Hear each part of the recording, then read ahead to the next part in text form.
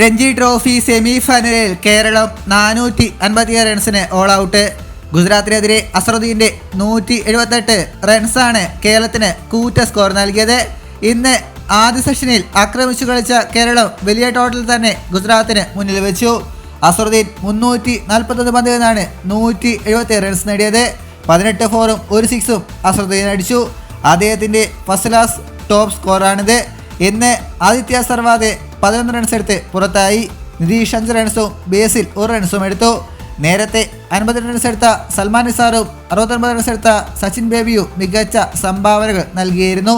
Opener Akshay ചന്ദ്രൻ 30, റോനസ് കുന്നുമ്മൽ 30, വരുൺ നായനാർ 10, ജലസക്സേന 30, അഹമ്മദ് ഇമ്രാൻ 24 എന്നിങ്ങനെയാണ് മറ്റുള്ള ബാറ്റർമാരുടെ സ്കോറുകൾ. ഗുജറാത്തിനായി CT Gaja 2, അർസാൻ നാഗ്വാസ്വാല 3, PN Jadeja 1, Ravi Bishnoi 1, Vishal B Jaiswal 1 എന്നിങ്ങനെയാണ് വിക്കറ്റ് നേടിയത്. ഏതായാലും വലിയൊരു സ്കോർ ഗുജറാത്തിന് മറികടക്കാനാകുമോ എന്നാണ് ഇനി കാത്തിരുന്ന് കാണേണ്ടത്. മാച്ചിൻ്റെ ലൈവ് ലിങ്ക് ആവശ്യമുള്ളവർ ഈ വീഡിയോ ഡിസ്ക്രിപ്ഷനിൽ നമ്മുടെ ഇൻസ്റ്റാഗ്രാം പേജിൻ്റെ ലിങ്ക് കൊടുത്തിട്ടുണ്ട്, മെസ്സേജ് ചെയ്താൽ മതി. ഇതുപോലുള്ള പുതിയ വാർത്തകൾക്കായി ചാനൽ ഇപ്പോൾ തന്നെ മറക്കാതെ സബ്സ്ക്രൈബ് ചെയ്ത് വയ്ക്കുക.